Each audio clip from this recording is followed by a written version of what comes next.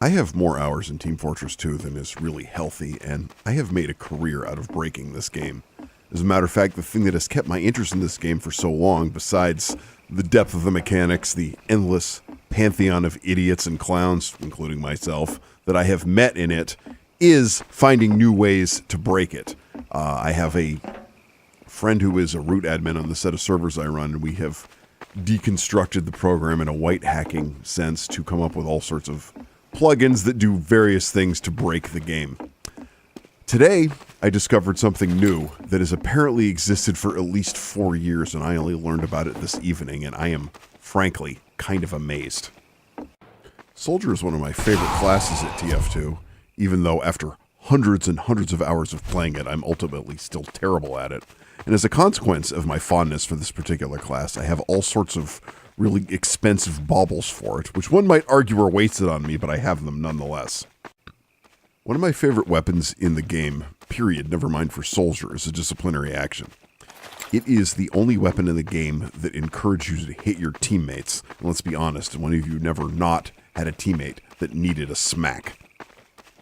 What makes the DA so blatantly overpowered is not just that it gives a temporary speed boost to you and whatever teammate you successfully hit with it, but it lets you do things like move heavy weapons guy from the start of a map to mid on a 5 CP battle and give your team an advantage by having a 450 hit point tank at mid way before he should get there. That's, by the way, why this weapon is banned in competitive and literally what I never do with it.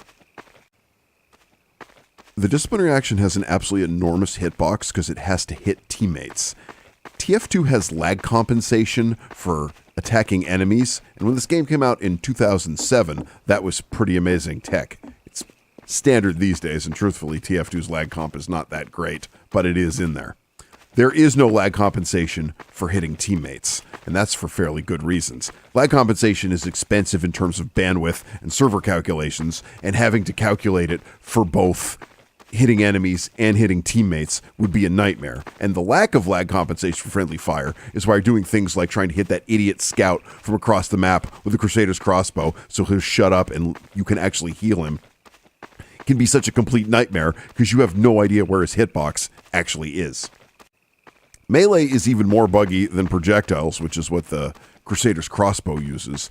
And even to have a chance to hit your teammates, the DA's hitbox is absolutely enormous. It's actually bigger than heavy weapons guy. You are swinging a giant rectangle, which is bigger than any player model. And even with that, it's all but impossible sometimes to hit really laggy teammates. If you've ever used the DA and you hear the whip sound and you aren't moving forward even though you're right next to a teammate, you know what I'm talking about. This massive hitbox gives Soldier a huge advantage in melee fights, and the meme spoon that is the market gardener notwithstanding, Soldier is not particularly a melee class, at least since the days when the Equalizer and Escape Plan were one weapon and gave Soldier both increased movement speed and damage as his health went down. But ever since that split, he really is not a super melee class because he's a slow, lumbering oaf, and unless he's currently rocket jumping, he's not moving very quickly, and he can usually be outplayed by most other classes in melee battles. So not only does the disciplinary action allow Soldier to move himself and other teammates who might even be slower than him forward faster than they should normally go without him taking damage from rocket jumping, it also gives him a massive advantage for fighting enemies just in a basic melee battle. All this for the low price of a 25% damage penalty. And if you're playing in a server with random crits, because they're still on most places, the damn thing's going to crit most of the time, meaning that it's doing a fantastic amount of damage anyway. The disciplinary action is in fact so big that you can hit enemies behind you. I once actually killed a spy who was about to backstab me. I had no idea he was behind me. I hit him with my whip when I was trying to hit someone in front of me. It was a crit. I killed him, and he started screaming that I was a hacker. Why am I recording this ode to the disciplinary action? Is it because I love the weapon? Yes. Is it because I have a strange, unusual, blah, blah, blah one? No, actually, it's not. It's because today I learned something that for the first time might make me consider not equipping the DA in certain circumstances. One of my real fetishes in the collectathon hoarding simulator that is TF2 is spelled weapons, particularly ones with pumpkin bombs. I've been playing this game long enough that I have Halloween spells on just about all of the weapons that I can get them on, all the ones that I put on back in the day, and I have picked up, even including quite recently, weapons that have both spells on them, because I love those pretty purple rocket trails. I've given myself advanced infinite ammo and a couple extra hit points here to illustrate my next point. If you've never seen what this thing, the Beggar's Bazooka, looks like with AIA and rocket trails, you really haven't lived. Pumpkin bombs are amazing with more or less any weapon, but this thing with its random deviation, it's just like artwork exploding across your map. For those of you who aren't knee-deep in the virtual economy of TF2, first of all, you're lucky. Second of all, Australian weapons, the shiny, rare drops you get after completing a 2 Cities MVM tour, finding one of those with both Halloween spells that is not duped, that is to say it's never been hijacked by a fisher or a scammer and then Valve restored it to the victim's backpack. Something they don't do anymore, but it caused weapons to be duplicated and therefore worth less. If you find a clean, that is to say not duped, dual-spelled Australian weapon, you have something that's quite shiny. And I'm not saying this to brag here, but I recently just picked up two. I got a black box and this very smexy rocket launcher. And I paid a pretty penny for them. Not, honestly, the going rate. I paid less than that, and that's why I jumped on them. But I still paid a considerable amount of money. And it is today that I learned that maybe I did not need to do that. So what we have here is a Bovine Blazemaker Mark II war paint for the airstrike. Now, there's a story behind this weapon that's not worth getting into, but there was a period of time where you could use the Strangifier to turn non-strange airstrikes that were skinned, like this one is, into strange. Valve eventually patched that because people were using it for trade-up things. You don't need to worry about that. But it means this, while a fairly high-tier skin, not that anyone cares, it should be quite rare and strange, and it is not.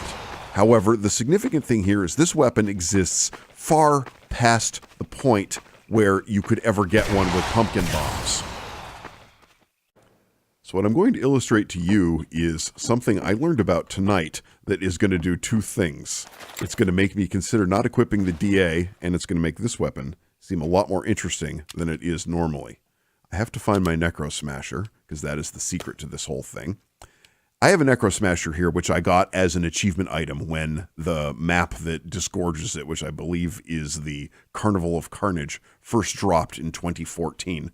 And because at that point, spells were incredibly common, I put both Halloween spells in it, because it's technically a wrench, and she can equip it. He kind of looks like an idiot with this giant cartoonish mallet hitting his sentries, but he can. And now we have the Prinny Machete, which lets him do the same thing with an oversized knife. And lo and behold, coming out of this airstrike, very smexy pumpkin rocket trails. In a weapon that never ever should have them. As I said, this is a Bovine Blazemaker Mark II airstrike, blah, blah, blah, all sorts of cute parts and stuff on it, but notably, no Halloween spells. However, in my melee slot, I have the Necro Smasher equipped. This trick with the spelled Necro Smasher works with any primary soldier can equip, except for one, which is the Cow Mangler, because that has its own unique projectile, and it will not show pumpkin bombs under any circumstances, even if you have a Cow Mangler with pumpkin bombs, as I may in fact have.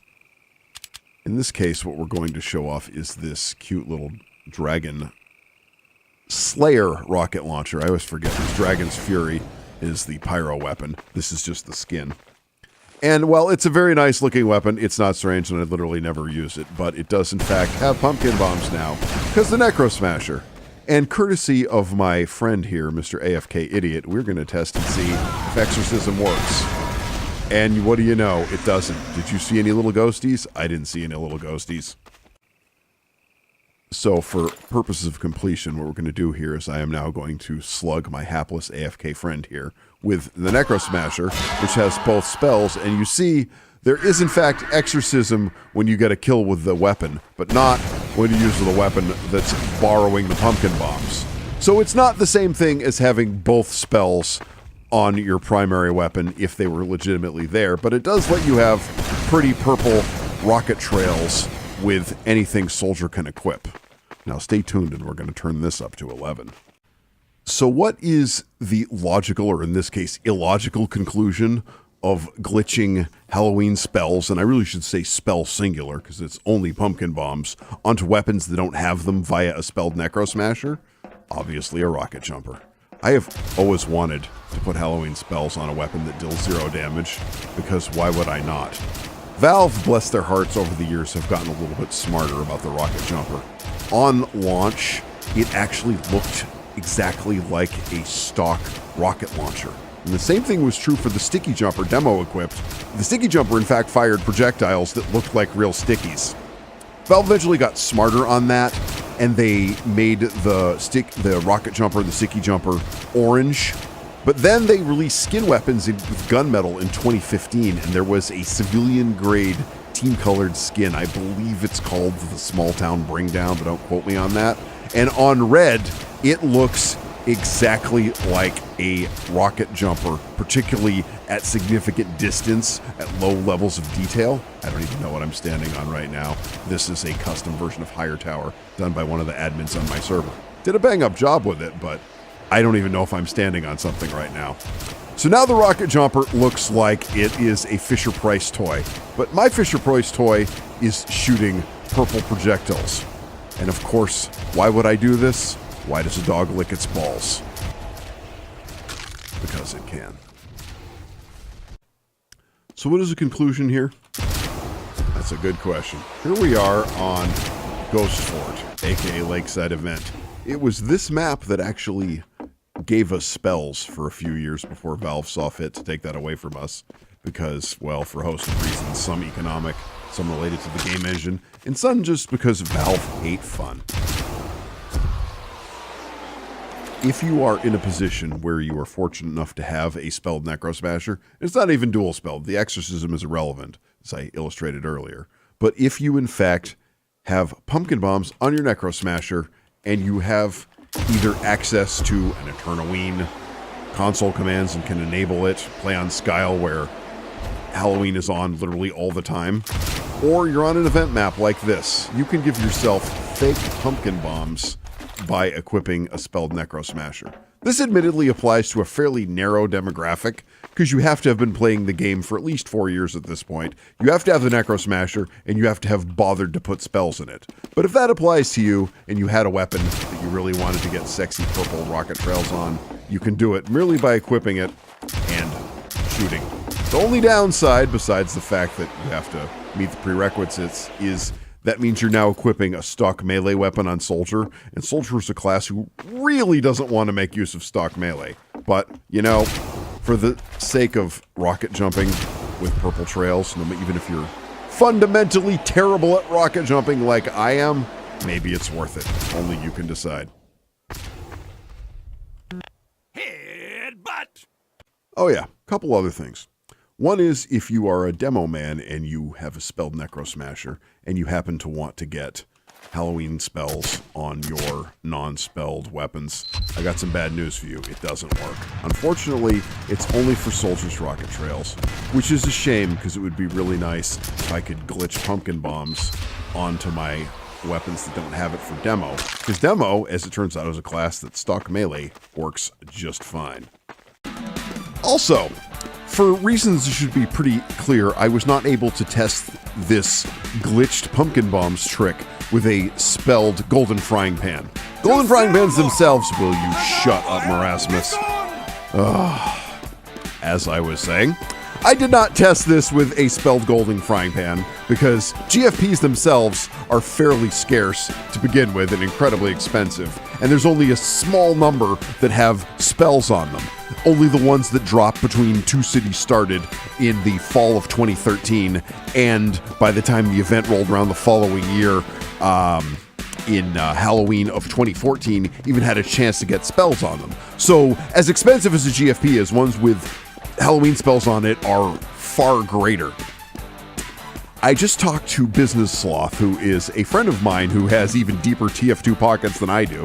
I think at one point he had both a burning team captain and a burning KE. Don't hold it against him. He's a good guy. And he at one point apparently had a spell GFP. And I just confirmed with him via Steam chat that this same glitch works. So there you go, folks.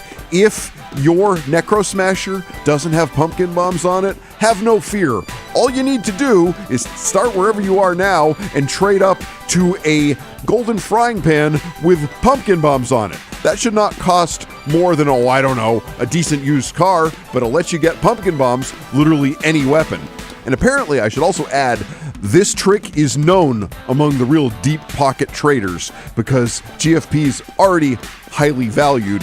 The pumpkin bomb ones are even more so because they let you get purple rocket trails with any weapon, and they're tradable, unlike the Necro Smasher. But for us mere plebs, and I use that term somewhat loosely, if you have a spelled Necro Smasher, you can do the same thing. Final thought here, credit where credit is due. Shout out to ManBearPig, who taught this trick to me earlier this evening on a trade server and put me on this rather extended romp of producing this video demonstrating what one can do with a spelled item and ultimately a rocket jumper. Thanks, ManBearPig. I will see you people later.